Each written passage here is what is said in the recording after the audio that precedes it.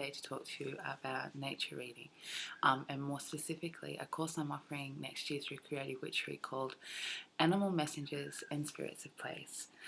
The reason I went with the name Animal Messages and Spirits of Place rather than just calling it nature reading is because at first I was going to concentrate on just animal messengers, help you with understanding what different animals mean and what their presence in your life or as a messenger can, what kind of insight and guidance that can give to you. But what I found really hard was to separate animals or the flora and the fauna of space with the rest of the environment.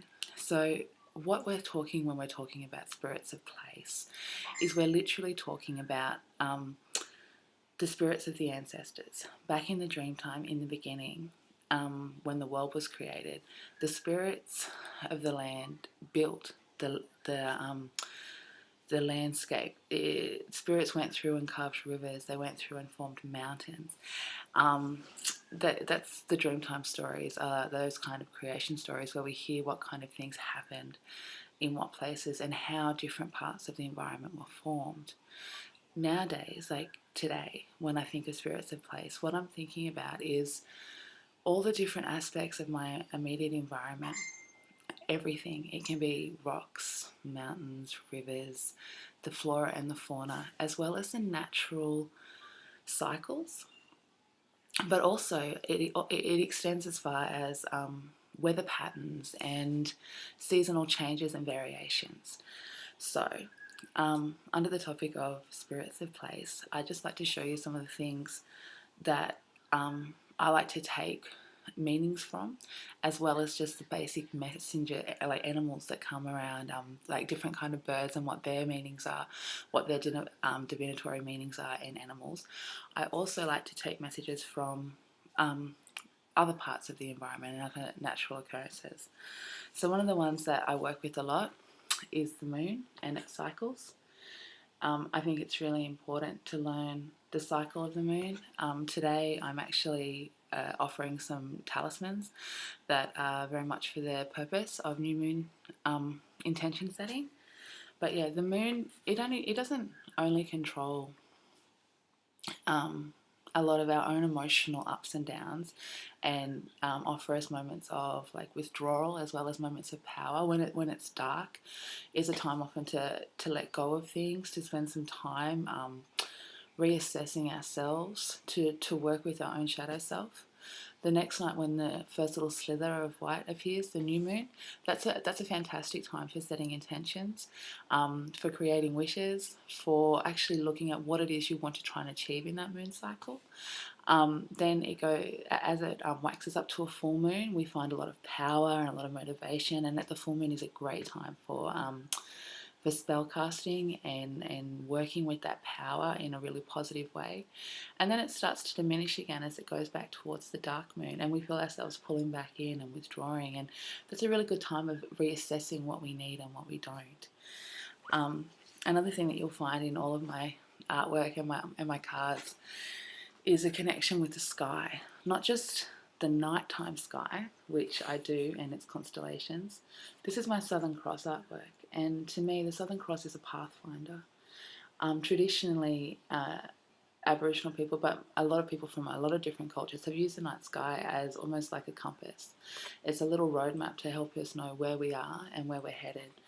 In my decks, it's very much about the same kind of message. It's finding our own path, reassessing regularly where we are, and using that night sky to as a connection to the fact that this is a really big world, but wherever we are, what we can see in the night sky will be the same as what someone else can see. And this is another one of my star pictures. This is, like I said, this is night sky.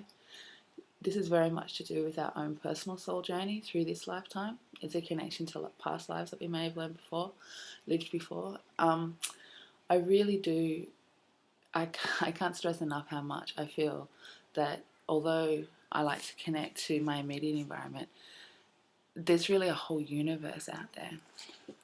Another thing that you'll touch on in my Spirit of Place classes is the landscape, how to understand, really connect to, and to receive guidance from natural, even just natural landmarks around where you live. One of the things that's really special to me is mountains.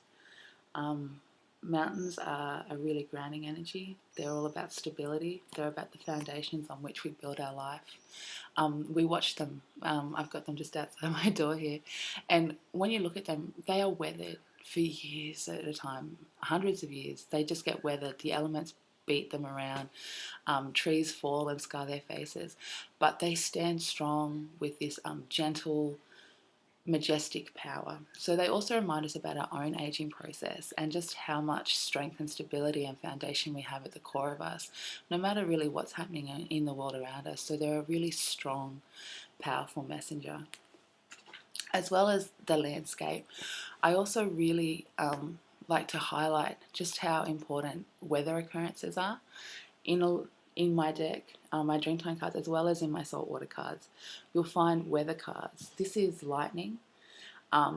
Lightning is a really powerful natural occurrence. It's very illuminating. It illuminates the landscape around us, but it also it's quite quick, and often it brings with it sudden changes.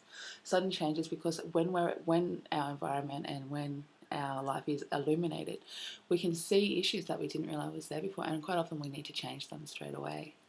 Now, I had a really interesting thing happen yesterday or the day before. I was thinking about what I could share during this section, and I was walking home and I saw the mountains. So I was looking at the mountains and I was thinking, yeah, I could talk about the mountains, I could talk about the landscape. I could share with you guys just how many messages there are in that static landscape and just how much wisdom things that have stood for hundreds of years can offer us. Trees are another one. They've just got so much message and so much power. And as I was looking at the mountains, I was thinking, well, why don't I try and think of something a little different? And I looked up and I saw the clouds, and I love reading clouds. Ever since I was a very small child, I've looked for messages in the clouds, and as I'm sure some of you have too, you often have things come up to you in the clouds. Like you might see mythical creatures, you might see real animals, you might see the shapes of everyday objects.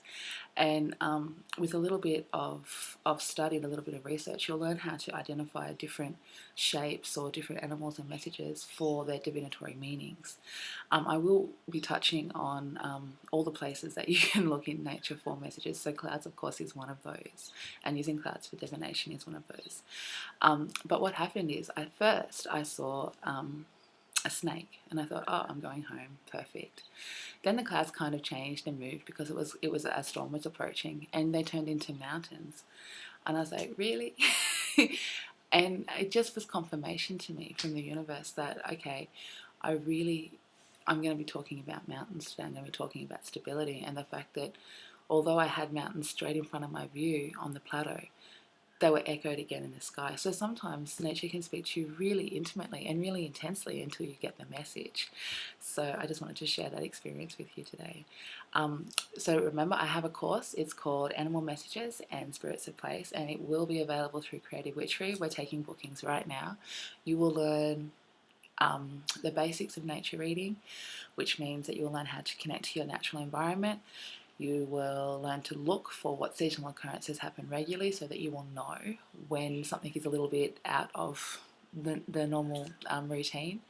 You will be taught specific meanings, or how to look for specific meanings from different creatures, which includes a whole lot of things that you can tick off as to, you know, what was the animal doing, where did I see it, what time of the day, all of those kind of things, as well as just little information and guidance on just how much that daily connection to nature will help you with reading. Of course, I do tie them back a little bit to my reading cards because I created them as tools to help people make that connection with nature and understand the whole connection between the world around us, the world below us, and the world above us, and just how that whole together makes us us. So thank you for joining me today. I know the video is a little longer than I expected. I'm sorry. Bye.